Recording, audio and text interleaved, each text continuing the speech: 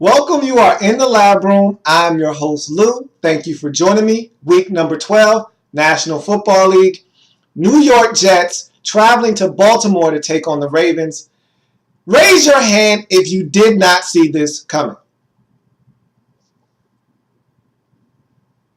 Any hands? I don't see any hands. Who didn't see this one coming? I've already mentioned several times this season that these rookie quarterbacks struggle on the road. Mainly Geno Smith. Geno. Oh, Geno. Oh, no. That's the Geno Smith you get on the road. At home, you don't know what you're going to get. Maybe you'll get the oh no Geno. Maybe you'll just get the Geno.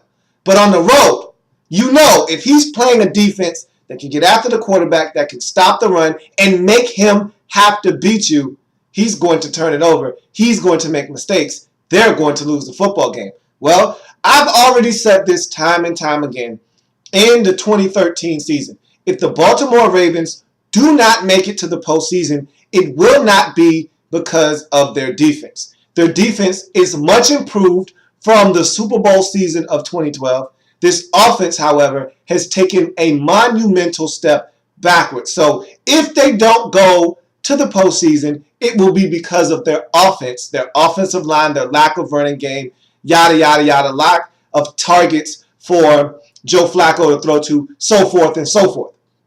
Not because of this defense. So when Geno Smith and the New York Jets show up to town, I expect the Ravens defense to dominate, and dominate in a way such that this Ravens team can win the football game just doing the bare minimum offensively. Meaning, not turning the football over, kicking field goals, scoring points when opportunities present themselves. This was a field goal fest that the Jets weren't invited to. They only got one field goal while the Ravens kicked four and tacked on a late Jacoby Jones bomb over the top of Ed Reed for a touchdown. Wow, what irony that is, that Ed Reed gets a bomb dropped over his head, and that's the only touchdown in the game, and the touchdown that essentially puts this game on ice in a way. All indications point to Ed Reed being done and this being his last season in the National Football League. And what a sad ending it was. He goes to Houston. It doesn't work out. He relocates to New York, and he's getting torched there as well. Shouldn't have ended this way, but I tell you what, if you're a Ravens fan, you saw something new in this game, and you need to see some new things offensively because this offense is not good. You still struggle to run the football in this game. Joe Flacco still struggling to find guys to throw the football to. Look, we know about the season that Torrey Smith is having. Dallas Clark has been a revelation, but you still need other guys to step up. Jacoby Jones stepped up in this game. But you saw a package that was expanded. And we've seen Tyrod Taylor get in the game, run a play, one or two, and that's it. But his package was expanded in this game, and he was on the field quite a bit in this game, getting the football on wildcat action, getting the football. And it's a shame that we're calling it wildcat when he's actually a quarterback, but he was more or less running the wildcat or the read option. They did a reverse. They gave him swing passes. I mean, they really tried desperately to get the football in the hands of Tyrod Taylor in this game. And I think that's a good thing. He's a playmaker. He's a guy that can make some things happen. However, I thought they overdid it in this game. And Joe Flacco essentially spoke to that subject matter after the game. He said, frankly, look, I don't like us running this wildcat read option type of thing with Tyrod Taylor getting in the game.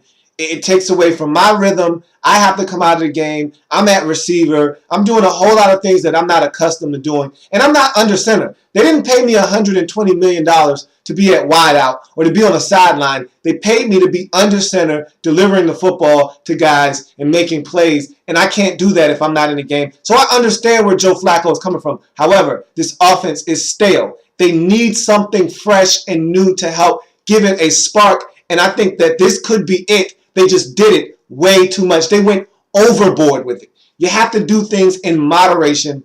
And I thought they went overboard in this game, did the Ravens, trying to get the football in the hands of Tyrod Taylor. He's a playmaker, but he's not that big of a playmaker where you have to force feed it to him that many times. At some point, you had to expect the Jets front to catch on to what was going on, whether it was Tyrod Taylor doing wildcat or read option, or him catching the football out of the backfield, or trying to get it on a reverse, or anything like that. At some point, you knew the Jets were going to catch on. They did. They got some big losses on Tyrod Taylor, and they really started to disrupt the Ravens offense that way. This Jets defensive front, oh my goodness. I mean, even in a loss, this Jets defensive front of Wilkerson, Richardson, Coples, Ellis, these guys mean business. Those guys are so good. I don't like the Jets. I don't think they have a lot of talent. But that's one area of their football team where you cannot, and I repeat, you cannot for 1 second dispute the amount of talent on that Jets defensive line. You can't dispute it. It's not up for debate. They have the best front three in the National Football League in terms of a 3-4 defense. You can't get a better front than those three in Coples, Richardson, and Muhammad Wilkerson. Those guys are a load up front, and they're all athletic, and especially Richardson and Wilkerson. I mean, those guys, they play on the other side of the line of scrimmage. They get to the quarterback. They stop your running backs for negative yards. Those guys are animals up there. And I tell you what, if the Jets could just somehow figure out this thing on the offensive side of the football, that could be a dangerous football team. But again, not a lot of talent over there. You don't know what you're getting out of Geno Smith from game to game. Ravens dominated this game from start to finish. It's really not a lot to see here. Essentially one of those, hey, move on, not a lot to see here type of football games. We're talking about 4 field goals and a touchdown for the Ravens, 1 field goal for the Jets. Not a lot of fireworks in this game, and 2 offenses that usually struggle, and both did in this game. And so you get a 19-3 victory in the favor of the Ravens. And if you're the Ravens, this is a game you got to win at home versus a struggling Jets football team with a quarterback that makes a lot of mistakes on the road. And that's what they did. They went out, they executed defensively, they shut down the running game. That's what happens when the Jets win, especially when they win on the road. Teams allow them to run the football, allow Geno Smith and his offense to have the pressure taken off of them by allowing the running game to dictate to the defense what happens. And then Geno Smith can be comfortable in the pocket, run some bootlegs, some play action fake, and make some things happen. Well, the Ravens took away the running game with Chris Ivory and Bilal Powell early in this game and established the line of scrimmage and allowed the defense to tee off on Geno Smith. The play action fake wasn't working. The Jets had 1 drive in this game, and it was their opening drive, and they got a field goal off of that.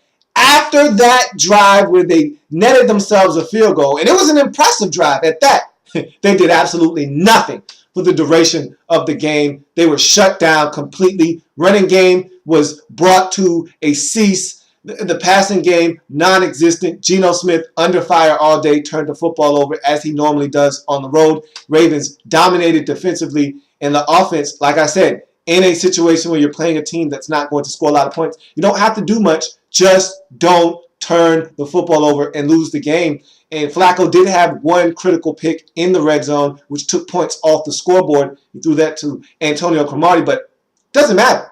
At the end of the day, the Ravens put up points. And again, I talked about this last week with Tucker. And I said, look, a lot of people aren't giving Justin Tucker his just due. I think because of last season when he was a rookie, he came in with Legatron, Greg Zuerlein in St. Louis, and Blair Walsh out in Minnesota, and people overlooked Justin Tucker and what he was doing in Baltimore. To me, he's the best young kicker in this league. The conditions were less than ideal in Baltimore for kicking the football through the uprights, yet Mr. Tucker went and did his job Ullman-like, connecting on 4 of 4 field goals, 1 from over 50 yards, even though he had the wind at his back during that field goal. It still was a tough kick. The winds were swirling up over 20 miles per hour, and yet he still was able to knock it home. And he gave a little gesture to the crowd like, yeah, give me my props. Give it up. And he deserves it. He was the player of this game as the Ravens get it done 19-3 at home, taking their record to 5-6. Jets now are 5-6 as well on the season. And Jets started out the day as your 6th seed in the playoffs in the AFC as the wild card. The second one, this loss takes them out of that driver's seat, puts them back into the mix with the rest of the 5-6 and 4-7 teams in the AFC vying for that final wild card spot. Meanwhile, the Ravens moved themselves up the ladder, not quite in the playoff picture yet, but they're still hanging around. And this thing is so wide open in the AFC, it doesn't even make sense because there are so many bad football teams, or average, let's call it average football teams in the AFC. Unlike the NFC, where we know about 5 teams that are probably going to make it to the playoffs, and then there are about 3 or 4 teams over 500 vying for that final postseason spot in the NFC. In the AFC, after the 5 teams that we pretty much can pencil into the postseason, in that final 6 spot, there are no more teams over 500. Everybody is either 5-6, 4-7, or worse. So it's anybody's guess as to who will make it into the postseason in the AFC as that final wild card. But I tell you what, the Ravens have done some damage control this year, and they find themselves right there on the doorstep looking to try to get in. And so now all they got to do is play some solid football down the stretch, and maybe they can sneak their way into the postseason. They're right there at 5-6 after this win at home versus the Jets. Jets, same thing. You're at 5-6. I feel like the Jets are fortunate to be 5-6 right now. Again, I thought they would be one of the worst teams in the league. They have surprised me, and they have played some really good football. This defense has carried them. But how much longer can you get by with the defense playing as well as they are, but the offense not coming along and helping out? We'll see. Now that they're going back home, can they get back on track? Because on the road, they're a different team than they are at home. Now that they're going home up in Week 13, let's see if they can find a way to get a victory, as they struggled on the road versus the Ravens and lose 19-3. Big win for the Ravens if they get their record to 5-6 and really give themselves a serious shot in the AFC to make the postseason. Meanwhile, the Jets drop to 5-6, fall out of 6th place in the AFC, and now find themselves back in that muck that is the AFC wildcard race. Now they're on the outside looking in. They got to try to win some football games and see if they can get back in position to be the 6th seed in the AFC. So that's going to do it for this first breakdown of week number 12 in the National Football League. If it happens in the National Football League, whether big or small, we cover it all here in the Lab Room. Come back and join me. I've got plenty more to break down in week number 12 of the National Football League.